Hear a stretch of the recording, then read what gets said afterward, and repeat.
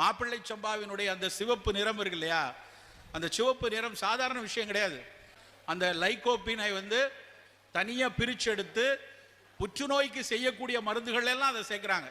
ஆப்பம் பண்ணுறதுக்கு மாப்பிள்ளை சம்பா அரிசி 1 கப், 3/4 கப் பச்சரிசி, 1/4 கப் இட்லி அரிசி எடுத்துருக்கிறேன். இதோடவே 1/4 கப் உளுந்து, 1/4 டீஸ்பூன் வெந்தயம் சேர்த்து நல்லா கழுவிட்டு முங்குற அளவுக்கு தண்ணி ஊற்றி 4லேருந்து 5 மணி நேரம் ஊற வச்சு எடுத்துக்கோங்க. மாவு அரைக்கிறதுக்கு அரை மணி நேரத்துக்கு முன்னாடி 1/4 கப் அவளையும் ஊற வச்சு எடுத்துக்கோங்க. இப்போ இது எல்லாமே ஊறிடுச்சு. கிரைண்டரில் போட்டு நல்லா ஆப்பத்துக்கு அரைக்கிற மாதிரி நைஸாக அரைச்சி ரெடி பண்ணி எடுத்துக்கோங்க. இப்போ மாவு தயாராகிருச்சு. தேவையான அளவு உப்பு சேர்த்து நல்லா கலந்துட்டு 7லேருந்து 8 மணி நேரம் புளிக்க வச்சு எடுத்துக்கோங்க. இப்போ 7லேருந்து 8 மணி நேரம் ஆயிடுச்சு. நல்லா புளிச்சிருச்சு. மாவு பார்த்தீங்கன்னா பொங்கி வரல, ஆனால் நல்லா புளிச்சிருச்சு. இப்போ நம்ம ஆப்பம் ஊற்ற ஆரம்பிச்சிடலாம். இந்த ஆப்பத்துக்கு பார்த்தீங்கன்னா உங்களுக்கு குருமாவோட சேர்த்து சாப்பிட்றதுக்கும் நல்லா இருக்கும். தேங்காய் பால் நாட்டு சர்க்கரையோட சேர்த்து சாப்பிட்றதுக்கும் நல்லா இருக்கும்.